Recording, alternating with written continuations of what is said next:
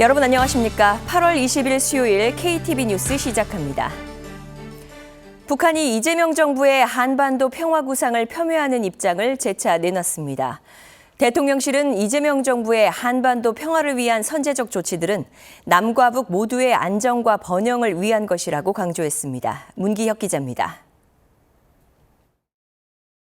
조선중앙통신은 북한 김여정 노동당 부부장이 외무성 주요 국장들과의 협의회에서 한국 정부의 기만적인 유화 공세와 이중적 성격을 신랄히 비판했다고 보도했습니다. 통신에 따르면 김 부부장은 이재명 정부 이후 남북관계 개선을 위한 진지한 노력을 언급하면서도 대결 본심을 평화의 꽃보자기로 감싼다고 해도 자루 속의 송곳은 감출 수 없다고 비난했습니다. 이재명 정부의 한반도 평화 조치들에 대해선 평화 신용이라고 폄훼하며 남북관계가 되돌려지지 않는 책임을 자신들에게 넘겨씌우자는 고약한 속셈이라고 주장했습니다. 북한은 김여정 부부장을 통해 이재명 정부의 대북전단 살포와 확성기 방송 금지 등 한반도 평화 정책을 평가절하하는 메시지를 내고 있습니다. 지난 7월 28일과 8월 14일 담화에 이어 이번이 세 번째입니다. 다만 세 번 모두 북한 주민들이 보는 노동신문에는 실리지 않았습니다. 대통령실은 진정성 있는 노력을 왜곡하고 있는 것에 대해 유감을 표했습니다.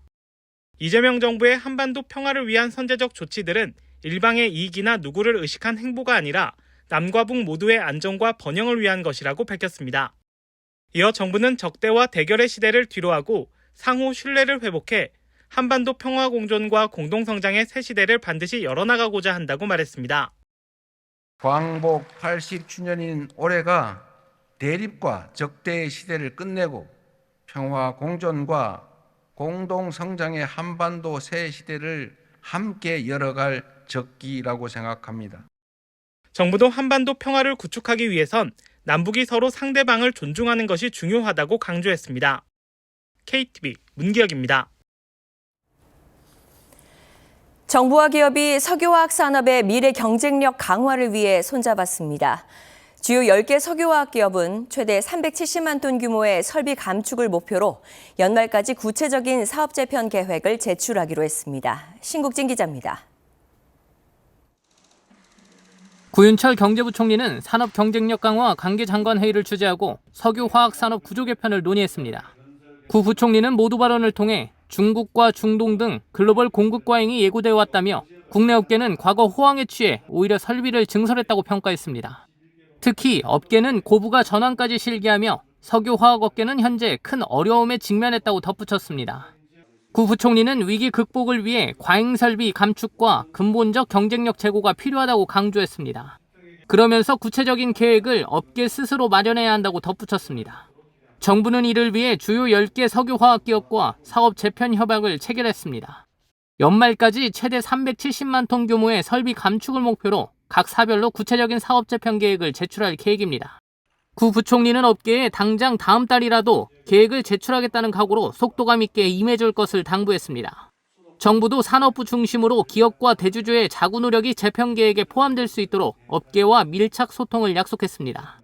또한 업계에서 제출한 사업 재편 계획에 대한 타당성과 기업들의 자구 노력을 종합 검토한 뒤 필요한 금융과 세제, R&D, 규제 완화 등을 마련해 뒷받침할 예정입니다. 반면 사업 재편을 미루거나 무임승차하는 기업에 대해서는 정부 지원 대상에서 배제하는 등 단호히 대처하겠다고 밝혔습니다. 한편 구 부총리는 금융위에 채권 금융기관과 함께 재무 상황과 자구 노력 등에 대한 기업 모니터링을 강화하라고 주문했습니다. KTV 신국진입니다. 이재명 대통령이 오늘 오후 5시 아리랑 국제방송에서 방영되는 K-팝 미래 담론 특집 프로그램에 출연합니다. 이 대통령은 이 자리에서 세계적으로 인기를 끌고 있는 애니메이션 영화 K-팝 데몬 헌터스 감독 매기 강과 만나 K-팝의 현재와 비전에 대해 이야기할 예정입니다. 대통령실은 한국이 소프트파워 빅5 문화 강국으로 거듭나려면 K-팝을 비롯한 문화산업의 지속적 성장이 필요하다며 이번 프로그램을 통해 전해진 현장 목소리를 정책 방향 설정에 활용하겠다고 밝혔습니다.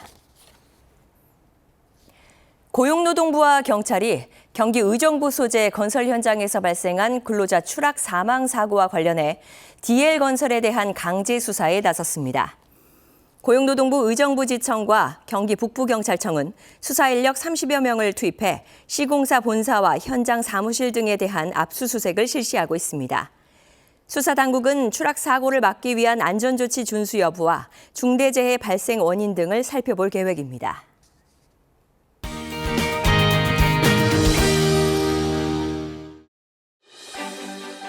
오늘의 주요 정책 소식입니다.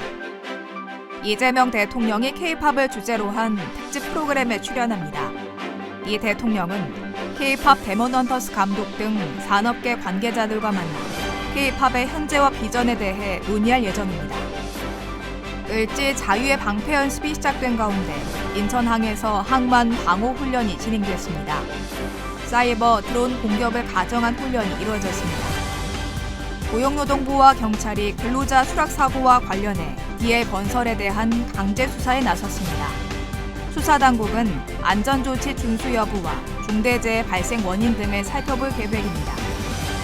사망보험금을 생전의 연금으로 쓸 수 있는 제도가 오는 10월 시행됩니다.